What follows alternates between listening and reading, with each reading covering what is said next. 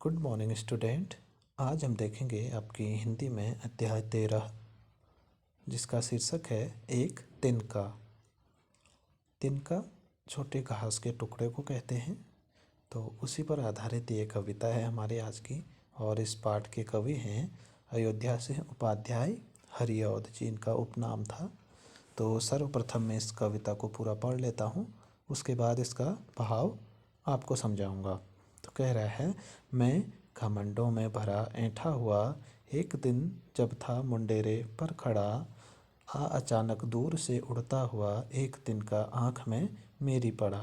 मैं झिझक उठा हुआ बेचैन सा, लाल होकर आँख भी दुखने लगी।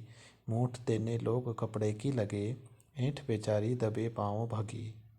जब किसी ढब से निकल तिनका गया, तब समझा ने यूं मुझे ताने दिए। ऐंठता तू किस लिए इतना रहा, एक तिनका है बहुत तेरे लिए। देखो बच्चों, बहुत बढ़िया कविता है। इसके माध्यम से हमें यह समझाने की कोशिश की गई है कि हमें कभी भी अपने आप पर घमंड नहीं करना चाहिए कि हम इतने बड़े हैं, हमारे पास इतनी संपत्ति है, मेरे पास ये सारी चीज़ें हैं। ये हमें कभी भी इन चीज़ों पे घमंड नहीं करना चाहिए। उसी पर आधारित आपका ये पाठ है। तो कवि कहता है कि मैं घमंडों में भरा ऐंठा हुआ, मतलब मेरे अंदर बहुत घमंड था कि मेरे पास ये चीज़ें हैं, इतनी सारी चीज़ें हैं। और ऐंठा हुआ मतलब घमंड से बहुत ज़्यादा अभिमान होना अपने अंदर। एक दिन जब था मुंडेरे पर खड़ा, मुंडेर कहते हैं घर के बाहर जो खड़े होने की जगह होती है, उसको मुंडेर कहते हैं। तो मुंडेर पर खड़ा था कवि, क्या हुआ, अचानक दूर से उड़ता हुआ एक तिनका आँख में मेरी पड़ा। तो अचानक दूर से उड़ता हुआ एक तिनका क्या हुआ, कवि की आँख में पड़ा। तिनका घास का छोटा टुकड़ा। तो फिर क्या होता है आगे देखो, मैं झिझक उठा हुआ बेचैन सा। झिझकना मतलब अचानक से कि आँख में क्या हुआ, इस तरीके से डर जैसा जाना। हुआ बेचैन सा, और क्या हो गया, मैं बेचैन हो जाना, मतलब मुझे चैन ही नहीं रहा क्योंकि आँख में तिनका चले गया। लाल होकर आँख भी दुखने लगी। तो कह रहा है कि आँख क्या होगी, लाल होगी और दुखने लगी। मूठ देने लोग कपड़े की लगी, ऐंठ बेचारी दबे पाँव भगी। मूठ देने मतलब कपड़े को मोड़कर हल्का सा एक मोह बनाकर उसको कपड़े की आँख में डालने लगे लोग।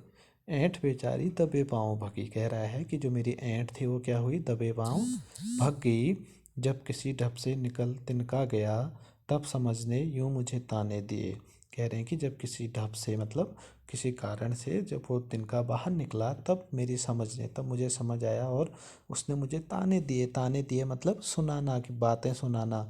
ताने देने का मतलब होता है बातें सुनाना। तो तब कवि को समझ में आया कि उसका मन उसे क्या कहने लगा, ऐंठता तू किस लिए इतना रहा, एक तिनका है बहुत तेरे लिए।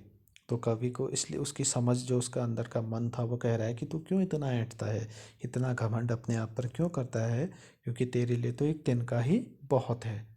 तो ये आज का हमारी कविता थी बच्चों। इसके माध्यम से हमने क्या समझा कि हमें कभी भी अपनी ज़िंदगी में घमंड नहीं करना चाहिए, ऐंठ नहीं करनी चाहिए।